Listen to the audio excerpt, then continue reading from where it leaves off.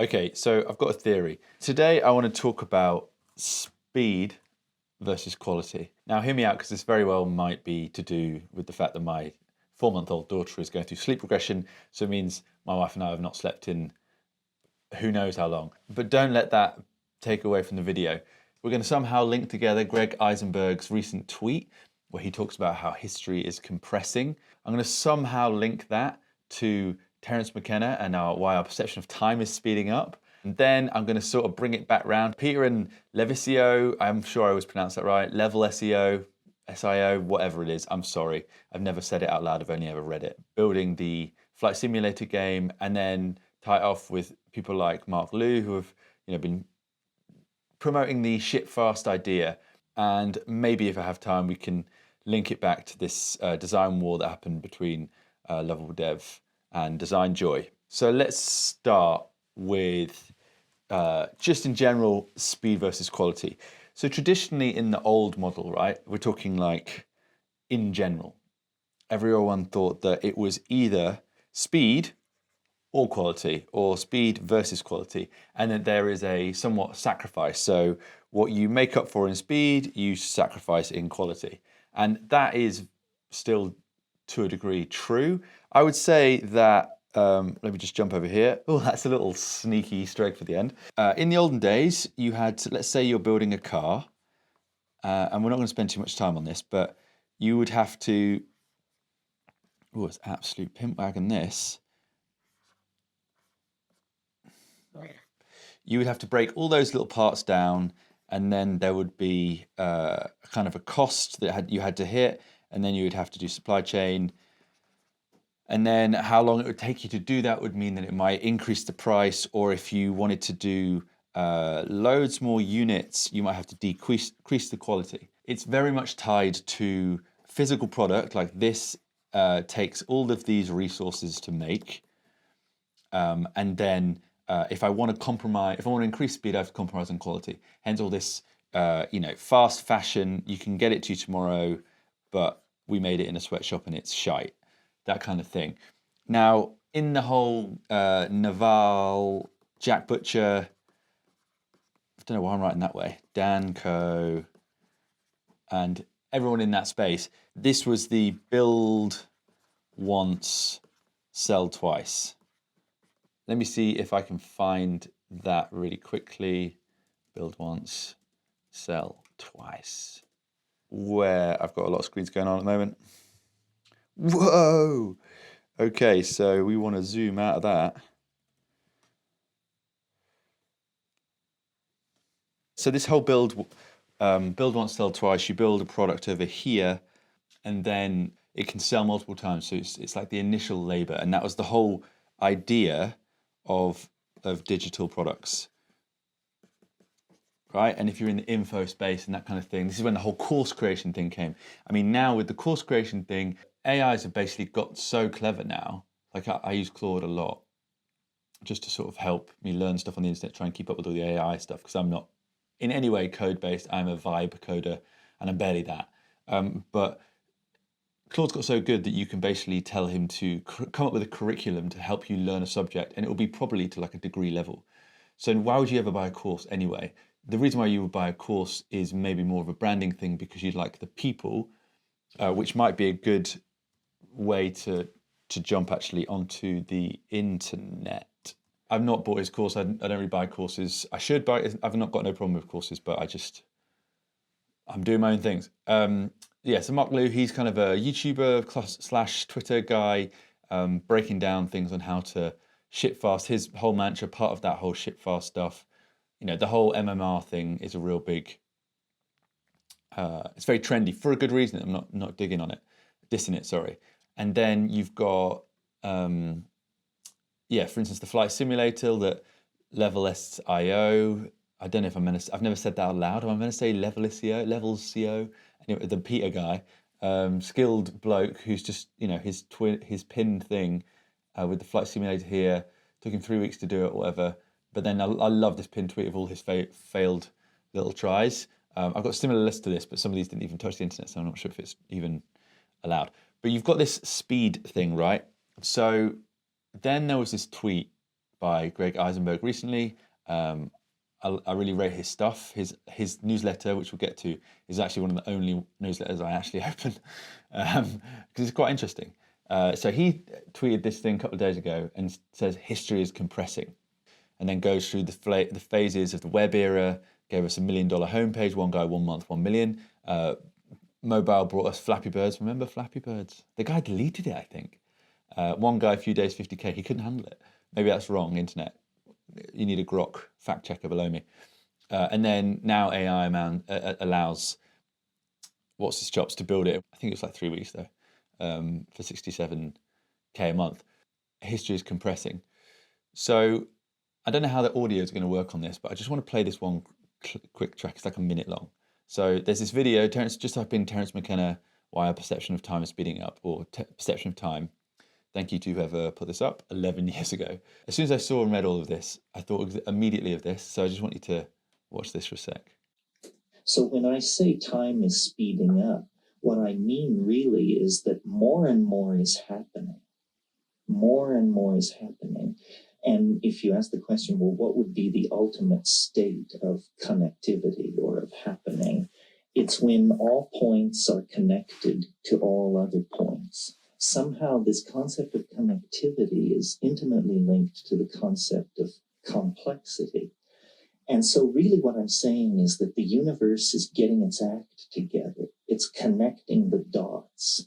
It's bringing everything into co-relationship with everything else. And somehow it does this through the production of consciousness. Okay, we'll stop there because it gets mad. But just if you take that bit where he mentioned about everything connecting and everything coming together, like bringing back this visual, this like kind of nodal idea of the internet and how, you know, everything coming together like here, rather than this systematize one thing, do that thing, which I think going back to the car visual here, like this was very much in the back of in the olden days, let's say, or the old model of history was very much A to B, and you could optimize that. Let's get on a new page. So you had a supply chain, or you had an A to B something or other. Something had to happen here for that to be delivered there, and you could basically speed that up as fast as you can. But there would be almost a negative decrease here, where you'd be decreasing quality usually. The digital age sort of solved that. And then now the more and more things get digital and the more and more AI integrates with that, you then start to be able to speed things up. And then it becomes, for instance, there was this, I haven't watched it because I've got a new baby, so it gives us a break.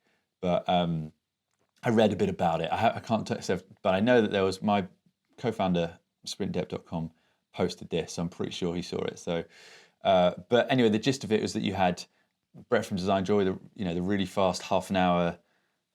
This guy came in with Heinrich, which is the lovable guy, so building apps. So you've got this idea of speed versus quality, but then what do you define as quality anymore? Like, what is quality? It used to be how well things were made, but now we live in this phase where it seems to be that people are actually, they want this unpolished thing that they're almost a part of. When your ICP or your audience or whatever you want to call it, or if you do want to call it your customer, but the people who care, so your 1,000 true fans, anybody, whoever, like they really care about that and they want to be almost in from it from the ground up. It feels like the transition period of people wanting to go really, really, really, really fast. They're willing to sacrifice quality, but because the actual nature of quality, quality is relevant. I'd say the quality actually goes up, and now speed is going up because you have this thing that's never been in play before, which is AI. And obviously this is probably localized just to design and digital and non-physical stuff. But as we become more and more digital and more connected, the quantum level of computing is still in the physical realm because it is atoms, which is an interesting idea, right? And then I'll jump onto, so when we talk about we work a lot with SaaS and B2B SaaS and how to build that audience. Now, we predominantly work with people who are going through Series B, so they're scaling out to new markets and they need to build out a system and they need to govern an idea at scale. anything less than that, you don't really need branding. I wouldn't recommend branding. You just need a great product, great audience. Like solve a problem, find your people, build the product around that. Like PPP, you've all heard it before, right? And then that network effect. And then when you get to here, if you need money and you start to enter new markets and you need some strategy, and you as the founder start to like, you're not as much in the weeds with it. You've brought people in and there's hierarchy and it's starting to look a bit like a chef's kitchen. Then whatever anyone says, I'm sorry, but you actually do need some kind of branding, some kind of organizational SOPs from a branded perspective, because otherwise you're going to have massive drop off and churn because it's all going to look shite, which is usually what happens because product and sales are different and marketing comes together. Anyway, I digress. I'm not selling my service on this, we're just talking. So this was taken from Greg Isenberg's newsletter. Greg's featured twice on this rambling video, and he talks about how to build an audience. So, focus on retention, solve real problems, consistent problems, rather than just like boredom or novelty, right? It's got to be deeper than that, which maybe is where we're at with the AI stuff. It's quite novel, and everyone's being AI powered in the things. So it's quite novelty based at the moment. But yeah, building an established workflow, or like something that integrates in, like when something works, like for instance, okay, so I used to, let me just jump out of here. So look at this. So I'm just showing you, look, bing, bong, bish. Some of my first videos were me recording it on this Nikon camera that I've got that's totally out of date and shouldn't be used for streaming, but here we are. I then drop that into After Effects because I just know After Effects a lot better than anything else. I would manually cut it up. I would then drop the audio into like whatever audio, Adobe Audition, and then I would, for a long week, I'm recording us at 5:10 on a Friday. Is the last thing I'm doing, and then, God, what was I talking about? Yeah, and then I would take it into After Effects, trim it all up, put it all together, grade it, and then export it. Now, I just had a bit of a learning gap. I had to like learn about a bit of software. So then I got Premiere instead, and then I got Streamlabs, which is great. Not sponsored. No one watches these videos, but and then I just was able to shrink down everything. Now I record straight into that. I don't have to do editing. We can do this screen, and this screen, and it's great. And it's made everything faster. So I've sped things up, and I've got more quality. Whereas the quality beforehand, when it was more just relying on quality via manual labor, so that's a good way to frame it actually. So almost when the constraint of this kind of speed versus quality, I feel like it was very much labor based actually, where with the digital products obviously, or with the robot help, or with AI help, we're massively increasing our output, and labor's not really a part of it. If you can build an agent to do it, you can have maximum quality because you are resourcing all of the quality from the internet, and it can look good. But then quality, I think, is then a bit subjective. So when you talk about audience building, if they want to be involved in the dirty kind of scrappy bit, and then be involved in the polish, so they're almost grandfathered into the thing. Everyone loves to have founding partner, founding designer, founding whatever. Like everyone loves to, like, going back to like subcultures. I talk about that a lot on these videos. But the subcultures of the internet, this is the same as going to see an indie band at some shit dive bar that no one's ever heard of. So then you get to be like, oh yeah, I was the one involved in that. I was the one playing that. Like that's the reason why people want to watch this. That's the reason why people want to build stuff like this and follow people like this. It's the reason that this is now seen as a status symbol, and this is the game that a lot of people are playing, and it's cool, right? Because it's sort of about its ideas. The whole reason why my whole personal brand is Tristan Idea is I just think that ideas are the last thing that are left, and I just think it's great. Like, look what happened. Look what happens when the internet comes together. So this idea of talking about connectivity and the complexity that Terence McKenna was talking about, I think is indicative of build once, sell twice thing. And yeah, very indicative of just the general idea of where subculture's at, what people want to be involved in, what people call quality versus obviously we run a sprint agency, and we've just gutted everything that doesn't matter. Like, we just care about the work. We're not posturing. We're not doing anything that's unnecessary. We've taken like 8 sessions of 3 hours or 6 hours, like proper strategy sessions, which we did in our corporate life, and reduced it down to 3 hours, and then maybe a questionnaire and a little follow up. We've reduced 3 weeks of work down to a first stage creative, because people don't, like, with all of this stuff, people don't need help executing anymore. They don't need help. They just need the initial idea, and then they can iterate in public. Things are moving so fast that it's almost pointless to have a plan longer than, like, your early stage plan longer than 90 days, your other plan 6 months, and maximum a year. Like, think about, I don't know, 6 months ago, none of this was around. None of this existed. The compression of time, and I'll bring this into a close. History is compressing, and the universe seems to be aligning. Everything into correlationship. Everything else. And somehow it does this through the production of consciousness. Interesting.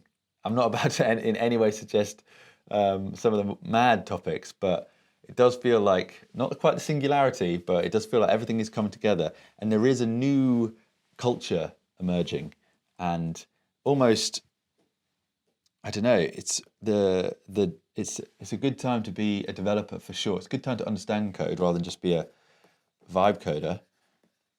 But at the same time, like,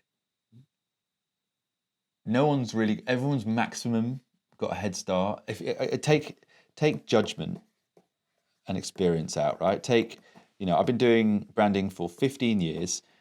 So graduated in 2009. I've been in industry since then. I've worked for all this agency, blah, blah, blah, blah, blah, blah, blah, blah. Who cares when it comes down to people now build something, they build a service around it. If they like scrappy and they want to stay scrappy, and that's where the industry goes, then all of my knowledge for something at big corporate level, you can take the principles, yes, but you have to relearn. I've got to expand. I've got to keep going, keep learning. So anyone who's coming in space new can work really fast, and almost that iterate in public is very big. That very, the kit.com, that one of their values is build in public. Build in public. Like this early thing, there's a visual. Okay, let me see if I can find it. If you're still with me, thank you for bearing with me. There we go. Let's bring it in. Right, so this little visual over here. Annoying that my camera is there. Let me just move the whole thing. So this whole MVP idea, right? They talk about that we used to build. Oh God, it's actually all coming together.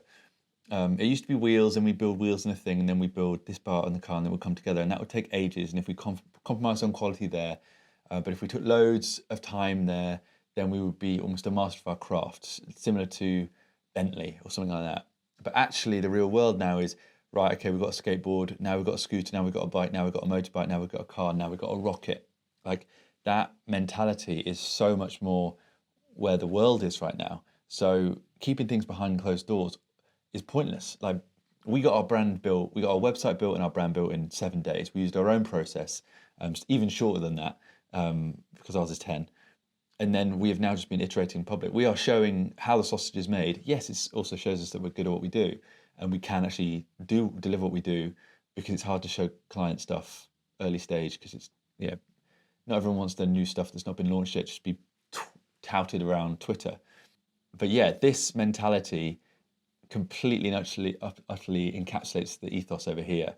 And I think really history is compressing. Like, I agree. I fundamentally agree. So to round up, speed and quality, choose both. Your move.